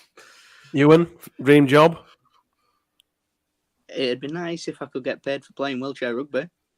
Yeah. That would be the dream. That would be the dream. It would. James?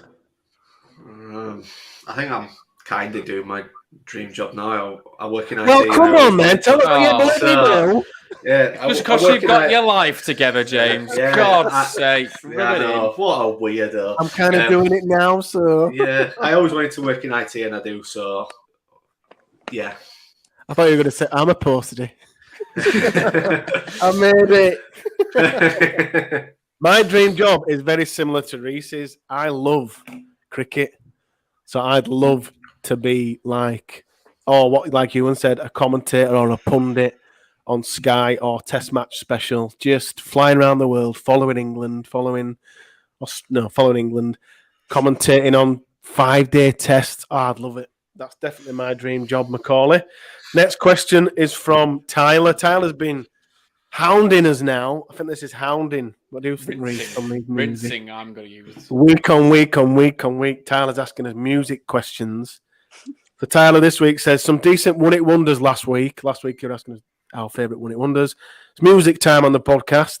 What is your favourite boy band and what is your favourite girl band? Does anyone want to jump in and kind of take the reins on this one? Go on, I'll go. Go on, Ewan. Good lad. One Direction. And just sitting there, story of my life on, brilliant. In the sun. You've done so well on this podcast, Ewan. Like, you've been delusional. You've said we're going to win the grand final. You talked about your wheelchair. The era of boy bands was a little bit before me. It was 90s and I was a late 90s. So I was like growing up on Rihanna and Pink and that sort of stuff. So who's your favourite girl band? I don't really like a little mix girl bands because it's all on about stuff. Yeah, stuff that doesn't tickle me fancy really. But if I had to pick one, I'd probably go Spice Girls. Nice. They are the best. Reece, have you got a favourite? Well, we were discussing this earlier, weren't we? Because I'm like, what does a boy band mean? Does it mean that just a band full of boys in it, or are we talking like a proper boy band? And then we kind of established that he's probably meaning a proper boy band, isn't he? I think so, yeah.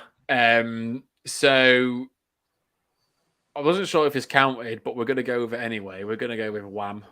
I think it counts. So I'm putting boys in a band.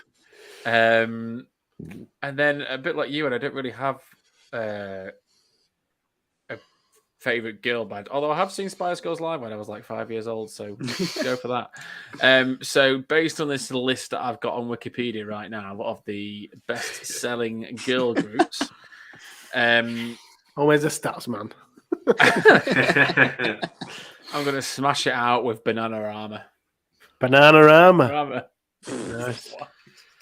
Couldn't James, even name a single song of theirs. They're probably not a boy band, but the Wu-Tang Clan. You cannot have. But I don't. Why not? It's a group of the greatest rap groups ever. Exactly, I think it counts. I see no reason. I think that could count. Yeah. Well, really? Yeah. No. Yeah, there's no rules here. Tyler, you need to. But we had this last week, didn't we? With establish the ground rules. Yeah, Tyler. These music questions they're having our life. You need to put a couple of ground rules in there. For me, it's boy band. I don't know. Boy band. Boyzone. Westlife. Girl band has to be Spice Girls. I mean, has to be all the biggest hits. Elle says something that we kind of touched on earlier. We shouldn't have let Walker leave. although he's plagued by injuries, he will absolutely be a quality player. I think we all agree on that, El. Next question's from Jan. They ask, cheese on toast or beans on toast? Cheese. No, fact. Both. Both? Oh, no. No. No. You don't you have like cheese and beans on a jacket tatty, Ewan? Yeah, but that's different. That's like, you've got your tatty soaked in your bean juice and your beans. Put a lot of thought into this already, and I've only just asked. Yeah. No, with your grated cheese sprinkled on top. Cheese, you've got to like crisp up the top of it, and then if you've got crispy cheese and soggy beans on top, it ruins it. James? Cheese every day. Cheese on toast. There you go. Nice question, Jan.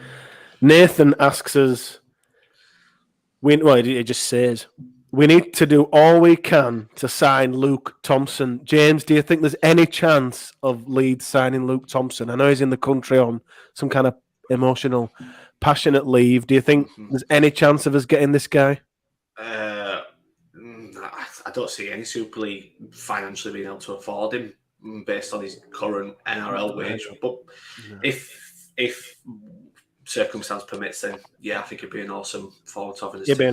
It'd be a real marquee, wouldn't it? Yeah. What do you think, Reece? If any chance at all of Leeds getting this guy? Love him. I think it'd be great. Ewan? I'd love it if we could get him. He would be awesome, would be insane. Alexi, Thompson, and Walters what a mix.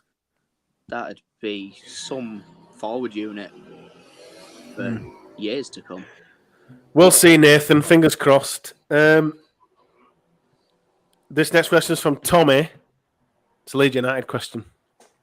Lottie, what have you made of Leeds United's transfer activity this season? Phillips leaving, Rafinha leaving. Yeah. But some quality signings have been made. How do you see the season going? I'm really, really, really pessimistic with Leeds United.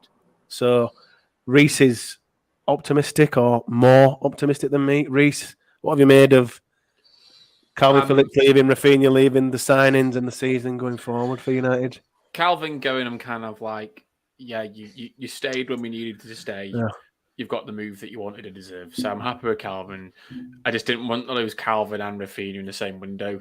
However, I am quite impressed with the club to be able to get 6 signings done and dusted before they go in pre-season.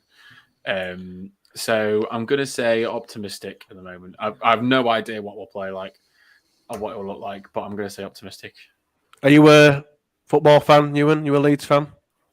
I'm a football fan, but not a Leeds fan. I follow Careful Swansea. with your next words. Easy there, boy. Did you say Swansea? I did. That's fine. Yeah, no, I've not got no Pennines or anything like that.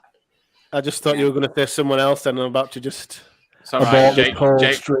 James hasn't said anything yet, so if I remember rightly, James is not a football fan. Is that right? Yeah, you remember rightly. That's right. That's fine. We'll have to skip this one. For me, Tommy, same as what Reece says, I think all United fans were all resigned to losing one of Calvin or Rafinha, but to lose both is complete disaster. And to me, like Reece says, we've certainly come out the blocks quick and signed 6 players, but to me, it's like, we've signed 6 players, but do we know how good they are? You know, none of them are any great name, really. But one of them could be like Rafinha or, Jack Harrison. Jesse Marsh has worked with at least one of them at Leipzig before. Yeah, so we've got that connection as well. 3 of them. 3 of them now. He's worked with Tyler Adams at Leipzig, and he's worked with Rasmus Christensen and Aronson at Salzburg. But we'll see. I'm very pessimistic, but we'll see. Sean says, congrats on getting Barry McDermott on the podcast. Really looking forward to it. Are there any other players booked to come on after Barry? No, is the answer to that. We are working on it, though. Sorry? We are working on it. We're hoping to have some of the women's team on it in the near future. Correct. Just waiting for a couple of things to fall into place. So we have a current player. We have a current player right now. Is he there? I'm there on the other way for my screen, but I'm assuming all There for screens my, are. yeah, we're pointing at the screen for people listening. We've got a current Leeds player on now, but in terms of other players, ex-players, we are working on trying to get one/some of the women's side on. I've asked, who have I asked now? Richie Mathers, Barry's coming on. Lee Smith, Ryan Bailey, Brett Delaney. Anyone that's kind of available on Twitter, I've asked. I think I'm going to have to try Instagram just to try and see, because if they're ignoring me on Twitter, I might have a chance. I did ask Danny Maguire as well, but he hasn't been active on. You would have a crisis. I will do Too much of a crisis. But if you don't ask, But yeah. Yeah. Next question's from Matt. Has there ever been a head coach you would love to see at Leeds? I'm guessing he means throughout history. James, has there been a coach where you'd love to see? Oh, I'd love to see them at the Rhinos. I don't think so. I don't think I've ever. We've never. There's obviously been points where we've been in the market for head coach, but at that time I've never thought, that's the one. So no, not for me. Ewan, any coach where you've kind of seen? Oh, I'd love to see them at Leeds. Well, I touched on it earlier. Craig Bellamy would be insane. Yeah, Craig Bellamy, Trent Robinson are the two, aren't they, really? Yeah, Craig Bellamy, Trent Robinson, Des Hasler, and throw Wayne Bennett into the mix. Any one of them four would be an insane signing for us. Reese? Trent Robinson was the one for me. Yeah, definitely. The next question's from Robert Drake.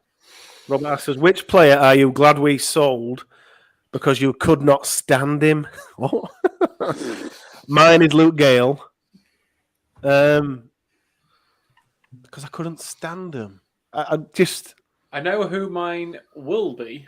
Yeah, I was going to say, I can't think of any from previous, probably because we used to be good, but to get Zane Tetavano out the club and off the books anytime soon would be just music to my ears. Have you any you guys had any players you just couldn't wait for Leeds to get rid of? I can't think of any myself. No. Drawing a blank. Just Zane Tetavano. Disgraceful that they've given him 13 shirt. I know. You're right. Cam Smith needs to get that next year. And then the second question from Robert is, and which player that you hate would you like to sign? Oh, right. So he's saying like someone like Sam Tompkins, someone that you can't stand playing against us, but you'd love to play for us. For me, that's like Jake Connor, Awesome. Winds, pantomime villain, winds up fans, opposition players. Can't stand him when he's on that side of the field. Put him in a Leeds shirt, and I think everyone loves him. Is any other players that you love to hate that you'd like to sign? Anyone? I think that happened with Luke Gale for me. When you were at Cassie, would probably like the best player, and it were annoying seeing him being good, especially that 2017 season. He had bragging rights about everything, every game he played. He obviously got they still lost, James. It's fine, don't care. Yeah, I know. That was the best part about that season. Castleford's best season. We all know how it ended. But it will Luke Gale for me. It was like, I hate how good he is, and then he came to Leeds and he did all right. He came to Leeds and he were crap. Any more? any other players? You and Reese? No. I think Rob hits the head with Sam Tompkins today, because I'll never forget him. And it sounds petty, but when he put the two fingers up at Wembley at the Challenge Cup final, he riled me. And I've mentioned before, I've met him later on after that, and he was such a nice bloke. And I hated the fact that I really enjoyed the conversation with him, and I hated him more because he was a really nice bloke. But he is an outstanding player. But I also would sign anyone that would just score. So, like Tom Johnson has an ability to score 100 metres across tries against us. I'm just quite happy to sign him to stop him doing that. Alex Wams is another one, because for some reason when he plays against us, he has a stormer. Just loves getting chews up meters for fun. Yeah. So any player that just seems to destroy us, I'd rather sign them so they just can't do it. Yeah, agreed. The next question is from James. Do you want to ask this one, mate? Yeah, so I can't actually remember how I worded it. So, but we'll give it a go. I believe my question was, what is one Rhinos or rugby league moment you'd like to relive? I'll take this first, if you don't mind, because Mhm. I hate Australians. Have I ever mentioned that? I think I may have done that in passing. So in the the 2017 Rugby League World Cup final, England Australia, when I think it was Callum Watkins won it, and he made the break. I'd like to relive that moment, but adapt. Am I allowed to adapt it, James? Of course. That's Just mine. so he- I want to read. I want to adapt a different moment, but this is what I wanted to do with this question. Just so Callum, I think it was Josh Dugan that tapped him. Yeah. Just so Callum hurdles over him, goes on, There's a little scores, skip. and then England win the World Cup final. That's mine, with a slight adjustment. What's yours, Reece? Sorry. Mine would be the England-New Zealand semi-final. Sean when Johnson changed it runs so round that Kev. Sean Johnson fell over as he stepped. Because the lasting thing I remember from that game and that moment was the commentary, and I think it was Brian Noble literally just shouting "No, no, no" in the background. So I'd like to just change that moment so that Sean Johnson didn't score.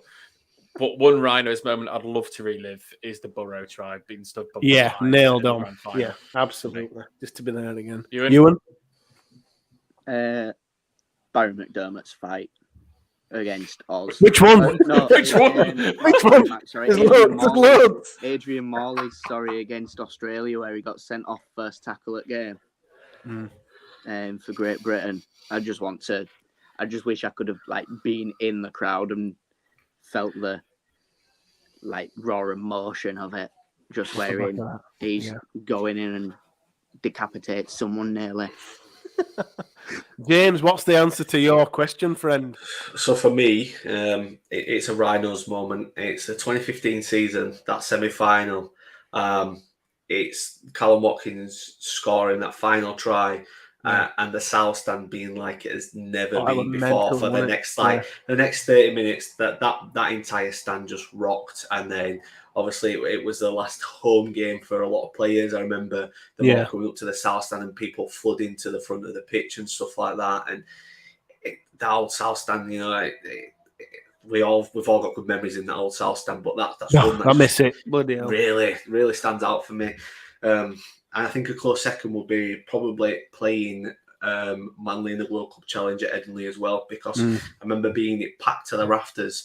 I was at the top of the South Stand and being stood with a Manly fan. He was the nicest man I think I've ever met in rugby league. Wow. And we spoke all game, shook hands after the game and stuff like that. Yeah. He was Australian as well. Don't know whether I didn't find out where he lived or all that. I didn't really care at the time. I remember just screaming his face quite a bit and getting on with him. But yeah. Yeah, some brilliant memories. Next questions are from Laurie, who's one of our regulars. Laurie asks, "Is water wet?" Well, it is. Yeah. Laurie also asks, "If you was on..." No, you're not moving on from this. Water isn't wet. I thought I got away with it. Wetness is a sensation you feel when you touch water. Laurie, no, it's done this on purpose, and you just fed straight into it itself. Did you get that, Laurie? Yeah. It worked. You riled him up. If you were on MasterChef, what would you cook? Cheese on toast? Cereal? What would I cook? I can't really cook, really. Spag bol, something like that. Something really. Is anyone here a decent cook? I bet Reese is. Here we go. I enjoy cooking, so I do. Here we go. To be honest, I can't think of one, but the one I enjoy cooking most is a proper good big Sunday roast. Ewan, what would you cook on MasterChef? I'd probably try me hand at a beef bourguignon. Ooh. James? I had one in years, and now I really want one thinking about it. Get on just I'm too lazy to cook it. But throw me out. I don't like how they do presentation stuff on them type of programs, with a swipe of the sauce and stuff. Yeah. So I just make something really messy on purpose, like scrambled eggs and beans and toast and stuff like that, just so it's got crumbs and they're all mixing in with each other. And yeah, just to annoy them, because it annoys me that presentation means reduced portion size. I want a good portion size to be able to enjoy my food. Next question from Laurie. What's the best season of the year? Has to be summer. Anyone? Spring. No, too hot. Too hot? Summer. Summer. Considering how I feel right now in this room with that window closed because I can't see if I don't if I have my blinds up. I'm sweltering. Oh, the things right he does now. for this podcast. I am sweltering. So spring. Last question from Laurie. If Boris Johnson supported a rugby league side, who would his team be and why? The Castleford, wouldn't it? Just a little horrible. Warrington, because they always think they're winning stuff. Oh, weren't they there actually? There's that picture, but is it Photoshop? Is that Photoshop? That I don't. I'm going to go with that being real, James. Actually, yeah, we'll go with it. But I think it's Warrington. Him and Darryl Powell are so like when there's not a problem. There's a problem. You know what I mean? They're always evading the answer. Blame someone else blame someone else. When it's falling apart inside, it's all okay. You know what I mean? It's Warrington, isn't it? Yeah. It's always his shit. It's always there. Yeah. If it was Nadine Dorries, it'd be Leicester Tigers. Yep. Next question's from Josh, LUFC Rhino. It's for Ewan, actually. Ewan, do you ever get the urge to try and flip your opponent out of their chair? Yes. There's the urge. There is it is funny seeing people doing backflips out of the chair, but I would probably get sent to the sin bin for it, and I'm not fancying. Worth it? No. No, I don't think it. There's a very good clip from Challenge Cup final of Seb Bashara doing a judo toss on one of our players, Josh, and he got away with it. And that has been tempting for, I think, everybody in the game has got that one player that always niggles them in a game. And it's always tempting, but you wouldn't get away with it most games. And the next question from Josh is, what's the best Magic weekend you have ever attended? Has anyone been to a Magic? What's the best one? I've not been to any, which doesn't really sound great, does it? I've been to one. So that's the best one then? Yeah. I think it was 4 years ago I was there up in Newcastle. And I ended up sitting right next to the people that I stand with in South Stand. Wow. Nice. What, coincidentally? Yeah. Just walking into gates, go through gates, look to there they were. Hiya. Hey, Fancy meeting James, ever been to one? I've not. I had tickets to go this weekend though that I won a week before and could not plan to go. So part of it, but Sky just decided to tell me a week before the event that I'd won the tickets, and I was a bit annoyed that I had no one to go with or anything. So I just can't plan anything there, can you? Yeah, no, thank you, and watch it from home. Question from A. What do you think of Rowan Smith and what he's done so far? Is he the right man from what we've seen? I think so. Everyone agree with that? I think that, although, like Ewan said, and we all kind of said on this podcast, like when he was given the job, we all went, who? I think in the small period of time he's been here, the attacking side of things has been brilliant, don't you think, Reese? So I've done some work on this question. So under Richard Agar, we're averaging only 2.7 tries a game. Under JJB, 2.2. So pre-Rowan Smith, 2.5. We're currently averaging 5.1 tries a game. So, nearly doubling what we're doing. We also conceded around 4 tries a game under Richard Agar. JJB, 3. So pre-Rowan Smith, 3.5. We're currently averaging 3.6 conceded. So not too much different. We're actually making more errors under Rowan Smith than we were before. Actually conceding more penalties than we were as well, interestingly. Wow. But I think the most important stat is the record in that Rowan's got a positive win percentage at the moment. Obviously, we played 7, won 4. Richard Agood only won 1 game.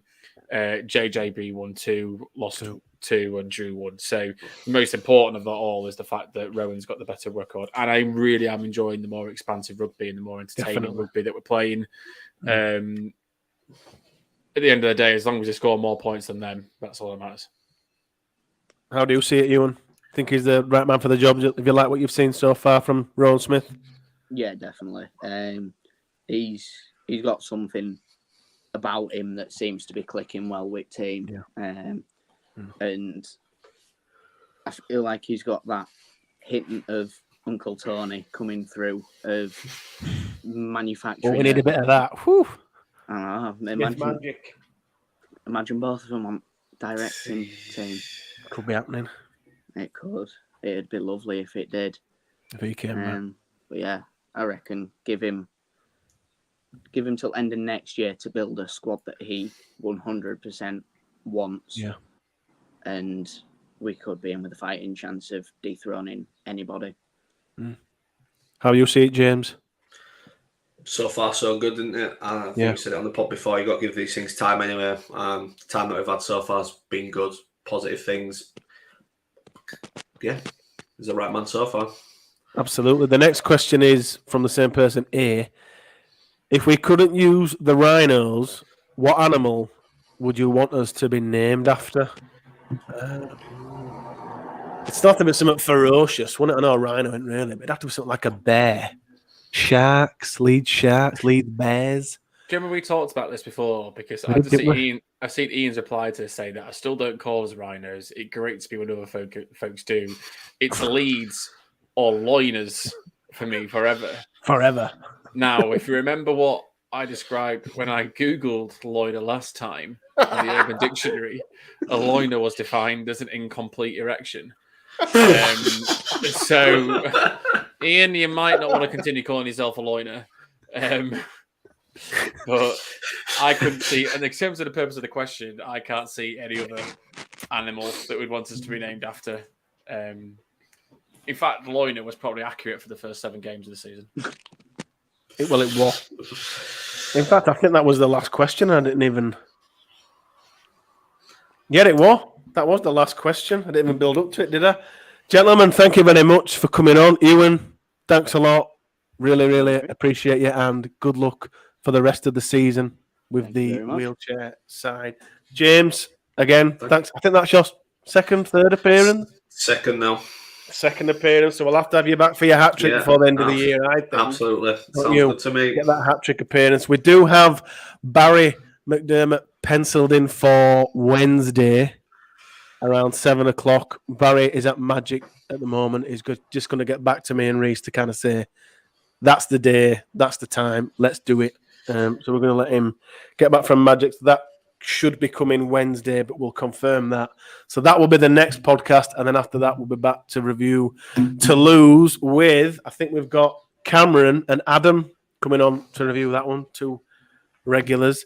Thank you, everybody, for listening. Thank you, everybody, for watching on YouTube, Twitch, Twitter, everywhere that this has been available. And thanks a lot, and take care, everybody.